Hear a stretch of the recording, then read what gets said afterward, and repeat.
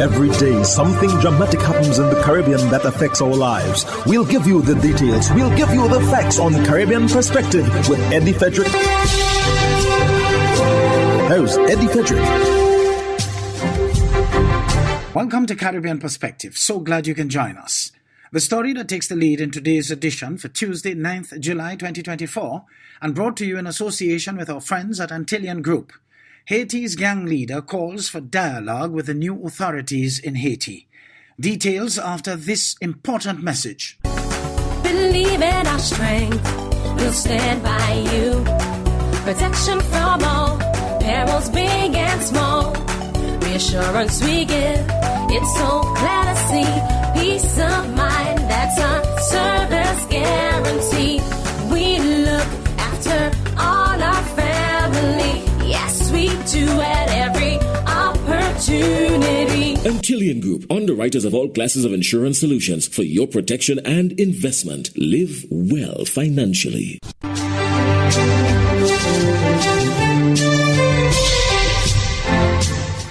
Welcome back. Cherezier, best known as Barbecue, criticized Prime Minister Gary Conille, accusing him of not opening dialogue with the G9 family and the alliance that he represents. More in this Africa News item. The Haiti gang leader is now calling for national dialogue with the government in a move that will help the country cut down on the ongoing unlawlessness. Cherezier, who is best known as Barbecue, criticized Prime Minister Gary Conille, accusing him of not opening dialogue with the G9 family and the alliance that he represents.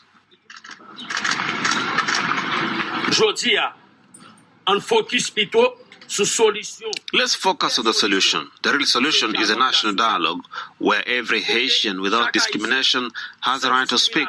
And that's what the mafia doesn't want. They don't wish dialogue because they want to continue their war. They don't want dialogue because they don't want peace. We want dialogue because we don't want war. We want dialogue because we want peace.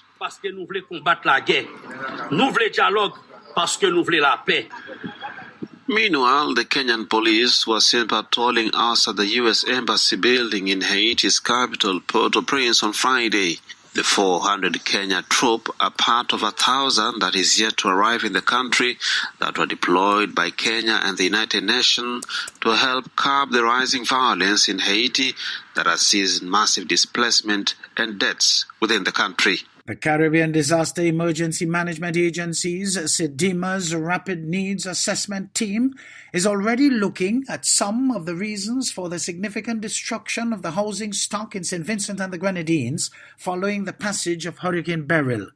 Details in this CBC News item with Crystal Hoyt. Days after Category 4 Hurricane Beryl made landfall here in Union Island, St. Vincent and the Grenadines, the cleanup process has already begun. With 98% of the housing stock being damaged or destroyed, the process is expected to take months. The Caribbean Disaster Emergency Management Agency, SEDIMA, has deployed a rapid needs assessment team to analyze the critical issues. Among that team is structural engineer Granville Phillips. Here to examine the damage that occurred here in St. Vincent and the Grenadine Islands. I'm also here to try to find out why the damage that we observed occurred and what we can do to prevent that damage from occurring for future events. What I've seen so far is catastrophic damage to the roofs mainly. Masonry houses, the walls for the most part seem to have survived. There are a few instances where they did collapse, but timber-framed houses, they generally collapsed. And the timber-frame roofs, some stayed, whereas the cladding for most houses was lost. He also talks about the need for the Caribbean to build more resilient homes, given the increasing number and severity of weather events. According to him, a standard has already been set. Fortunately, there is a new CARICOM building standard for houses. The CARICOM Code of Practice for Houses for the Caribbean. It was approved in 2023, So it is a CARICOM standard approved by COTED. And the minimum standard is Category 5 hurricanes to the strength of Hurricanes Irma and Dorian and Maria. Is also to the standard of magnitude 7 earthquakes that struck Haiti in 2010 and 2021. Mr. Phillips says building better could save lives. He explains how small changes could make a significant difference across the islands. Improving the rafters and increasing the number of screws. The screw costs, 35 cents. So increasing the number of screws on your roof. Increasing the size of your timber rafters and timber purlins. Thousands of homes across the Caribbean have been damaged or destroyed as a result of Hurricane Beryl, the first major hurricane to form in the Atlantic hurricane season so far.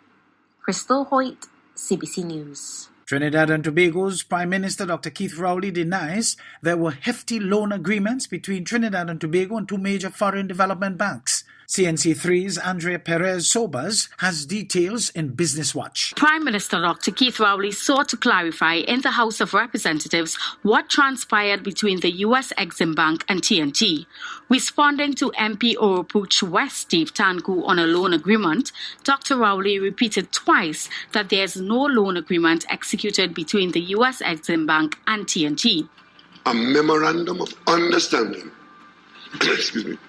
was executed, which provides the government with the option to access financing to fund equipment, projects and programs involving the procurement of goods and services from suppliers, manufacturers and service providers in the United States, up to $500 million. Oropouche West MP Dave Tanku then asked another question about a recent loan agreement between the Inter-American Development Bank and TNT for some US $300 million for the restructuring of WASA, to which the Prime Minister responded and said there was no loan agreement. Instead, the government entered into an agreement on March 7, 2023 with the IDB for the establishment of a conditional credit line for investment projects. Under this agreement, the government of Trinidad and Tobago has the option to access financing in the amount of up to $315 million via individual loan agreements over a period of 10 years.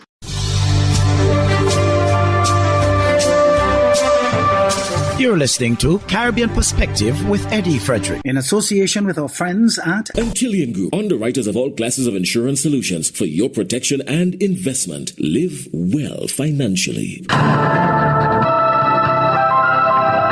hurricane season is now upon us, so we as Caribbean people need to remember to think safety and be prepared. Avoid venturing outside during a storm or hurricane, especially if there are strong winds. Rooftops and other debris are often blown about and can cause great damage.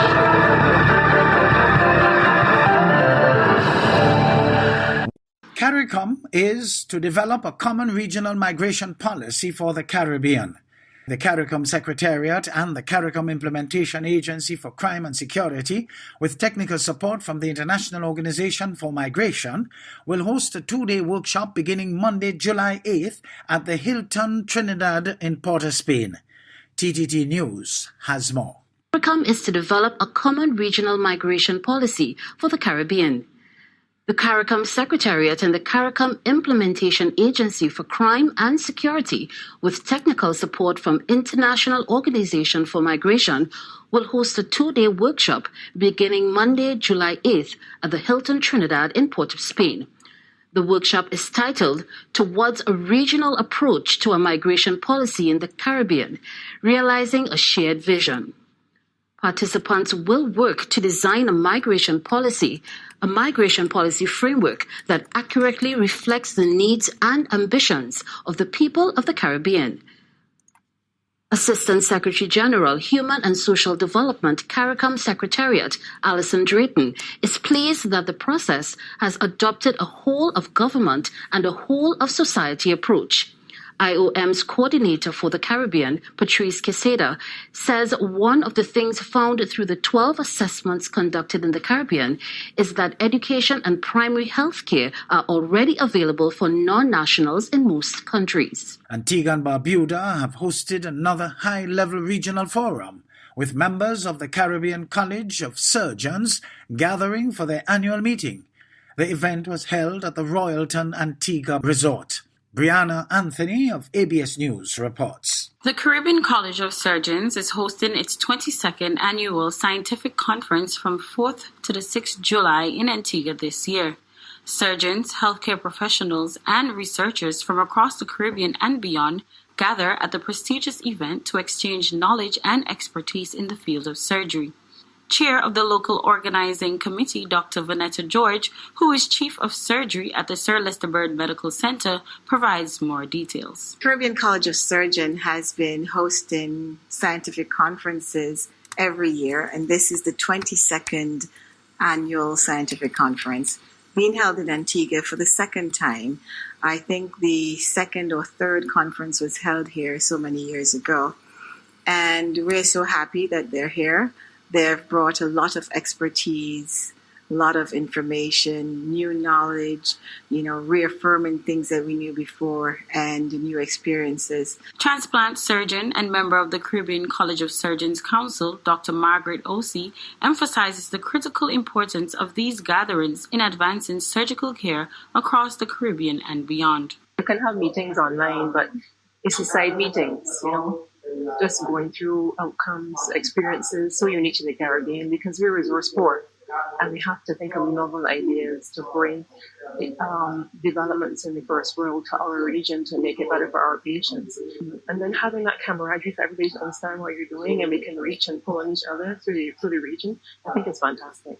A third-year general surgery resident at Morehouse School of Medicine, Dr. Sasha Corbin, highlights the organization's role in providing invaluable support and opportunities for aspiring surgeons. Originally from Antigua, born and raised, and when I heard that the college was having their annual scientific meeting here in Antigua, I thought that this would have been a fantastic opportunity for me to come back and have an understanding of what's going on in the region, what cases we're able to perform, and where we're looking to go, so that when I'm able to come back and return and contribute to the medical care, surgical care here, I'd have an idea of what's needed and where I can be of benefit for. Events like these continue to play a pivotal role in shaping the future of surgery, ensuring that healthcare professionals remain at the forefront of medical innovation and excellence.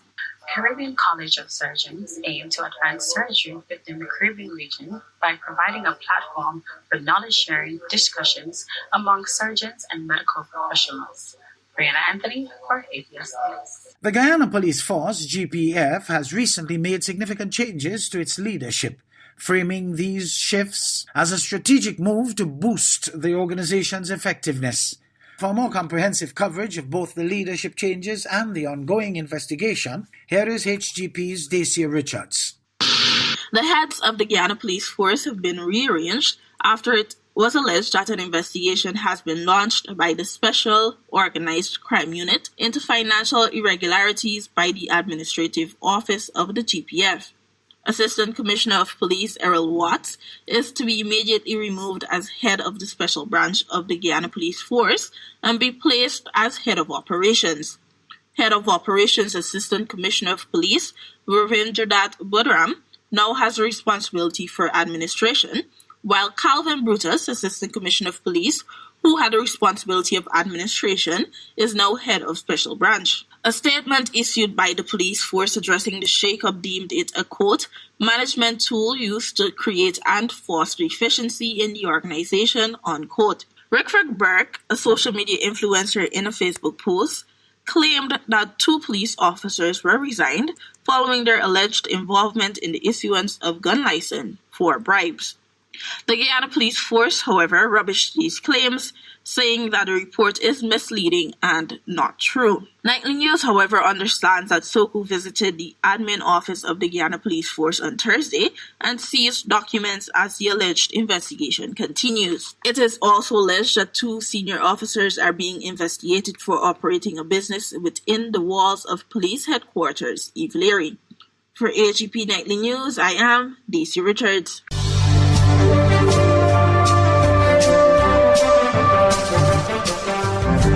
I am Eddie Frederick. This has been Caribbean Perspective, a whole new approach to highlighting developments in the Caribbean. In the meantime, please follow us on Facebook and subscribe to our YouTube channel for daily regional news and more, in association with our friends at Antillian Group. Believe in our strength, we'll stand by you. Protection from all perils, big and small. Reassurance we give, it's so clear to see. Peace of mind, that's our service guarantee. We look after all our family. Yes, we do at every opportunity. Antillian Group, underwriters of all classes of insurance solutions for your protection and investment. Live well financially.